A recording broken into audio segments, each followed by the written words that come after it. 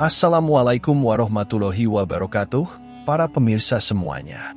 Pada video Sirah Nabawiyah kali ini kita sampai pada bab renovasi Ka'bah dan pengambilan keputusan oleh Rasulullah. Pada saat beliau usia 35 tahun, orang-orang Quraisy sepakat untuk renovasi Ka'bah. Ka'bah pada saat itu hanya berupa susunan batu-batu, lebih tinggi dari badan manusia, tepatnya 9 hasta yang dibangun sejak masa Ismail, tanpa ada atapnya, sehingga banyak pencuri yang suka mengambil barang-barang berharga yang tersimpan di dalamnya. Dengan kondisi seperti itu, bangunan Ka'bah semakin rapuh dan dindingnya pun sudah pecah-pecah. Ketika 5 tahun sebelum kenabian, Mekah dilanda banjir besar hingga meluap ke Baitul Haram, sehingga sewaktu-waktu bisa membuat Ka'bah runtuh. Sementara itu, orang-orang Quraisy dihinggapi perasaan bimbang antara merenovasi Ka'bah dan membiarkannya seperti apa adanya. Namun akhirnya mereka sepakat untuk tidak memasukkan bahan-bahan bangunannya kecuali yang baik-baik. Mereka tidak menerima masukan upah dari pelacur, jual beli dengan sistem riba, dan rampasan terhadap harta orang lain. Sekalipun begitu mereka merasa takut untuk merobohkannya. Akhirnya Walid bin al-Mughirah al-Makhzumi mengawali perobohan bangunan Ka'bah, lalu diikuti semua orang. Setelah tahu tidak ada sesuatu pun yang menimpa Al-Walid, mereka terus bekerja merobohkan setiap bangunan Ka'bah hingga sampai Rukun Ibrahim. Setelah itu mereka siap membangunnya kembali. Mereka membagi sudut-sudut Ka'bah dan menghususkan setiap kabilah dengan bagiannya sendiri-sendiri. Setiap kabilah mengumpulkan batu-batu yang baik dan mulai membangun. Yang bertugas menangani urusan pembangunan Ka'bah ini adalah seorang arsitek berkebangsaan Romawi yang bernama Bakum, yang nama aslinya adalah Pachomius. Tatkala pembangunan sudah sampai di bagian Hajar Aswad, lalu mereka saling berselisih tentang siapa yang berhak mendapat kehormatan meletakkan Hajar Aswad itu di tempatnya semula. Perselisihan ini terus berlanjut selama 4 atau 5 hari, tanpa ada keputusan. Bahkan perselisihan itu semakin meruncing dan hampir saja menjurus kepada pertumpahan darah di Tanah Suci. Abu Umayyah bin al-Mughirah al-Makhzumi tampil dan menawarkan jalan keluar dari perselisihan di antara mereka, dengan menyerahkan urusan ini kepada siapapun yang pertama kali masuk lewat pintu masjid, lalu mereka menerima cara ini. Dan Alhamdulillah Allah menghendaki orang yang berhak tersebut adalah Muhammad. Tatkala mengetahui hal ini, mereka berbisik-bisik, "Oh, inilah Al-Amin. Kami ridho kepadanya. Inilah dia Muhammad." Setelah mereka semua berkumpul di sekitar beliau dan mengabarkan apa yang harus beliau lakukan, maka beliau meminta sehelai selendang lalu beliau meletakkan Hajar Aswad tepat di tengah-tengah selendang, lalu meminta pemuka-pemuka kabilah yang saling berselisih untuk memegang ujung-ujung selendang, lalu memerintahkan mereka secara bersama-sama mengangkatnya. Setelah mendekati tempatnya, beliau mengambil Hajar Aswad dan meletakkannya di tempat semula. Ini merupakan cara pemecahan yang sangat jitu dan disetujui semua orang. Orang-orang Quraisy kehabisan dana dari penghasilan yang baik. Maka mereka menyisakan di bagian utara, kira-kira 6 hasta, yang kemudian disebut Al-Hijir atau Al-Hadhim. Mereka membuat pintunya lebih tinggi dari permukaan tanah, agar tidak bisa dimasuki kecuali oleh orang yang memang ingin melewatinya. Setelah bangunan Ka'bah mencapai ketinggian 15 hasta, mereka memasang atap dengan disangga 6 sendi. Setelah jadi, Ka'bah itu berbentuk segi 4, yang ketinggiannya kira-kira mencapai 15 meter, panjang sisinya di tempat Hajar Aswad dan sebaliknya adalah 10 kali 10 meter. Hajar Aswad itu sendiri diletakkan dengan ketinggian 1,5 meter dari permukaan pelataran tempat tawaf.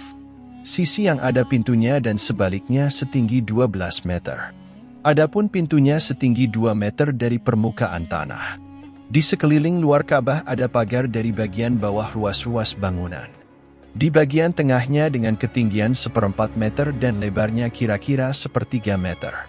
Pagar ini dinamakan Asisat Zarwan. Namun kemudian orang-orang Quraisy meninggalkannya. Para pemirsa yang dirahmati Allah, untuk rincian yang jelas Anda dapat membaca Sirah An-Nabawiyah Ibnu Hisham bab ke-12, halaman 192-197. Para pemirsa muslimin dan muslimat yang dirahmati Allah, pada bab berikutnya akan saya ceritakan daya tarik kepribadian Rasulullah sebelum nubuah kenabian.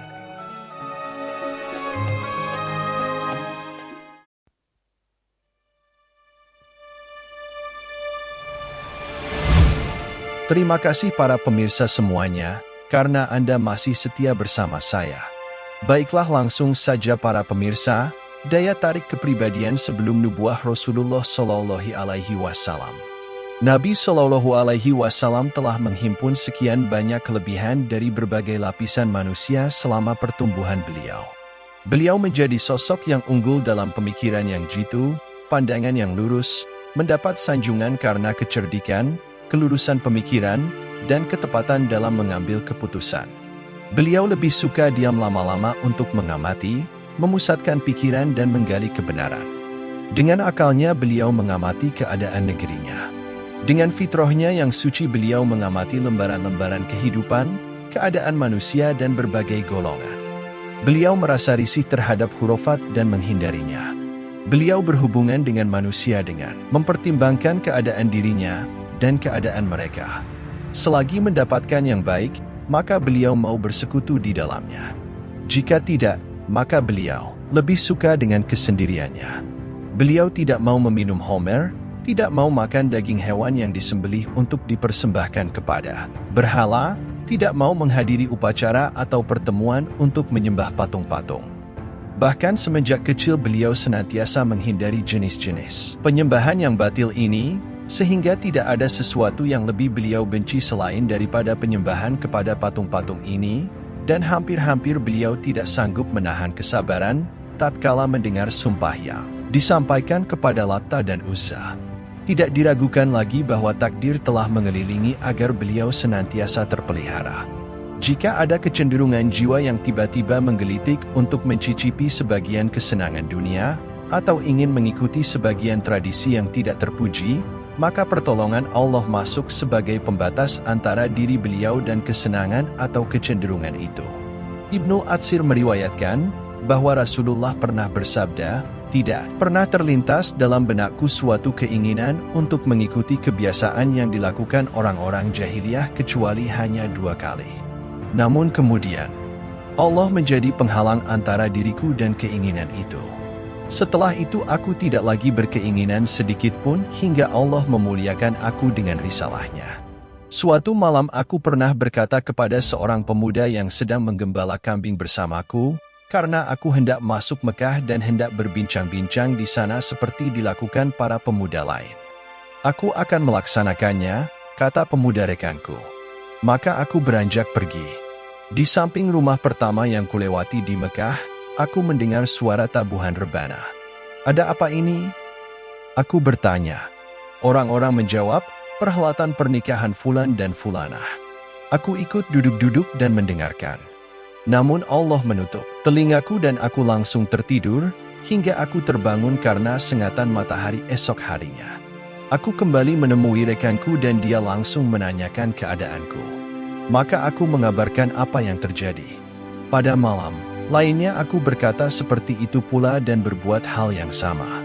Namun lagi-lagi aku mengalami kejadian yang sama seperti malam sebelumnya. Maka setelah itu aku tidak lagi ingin berbuat hal yang buruk.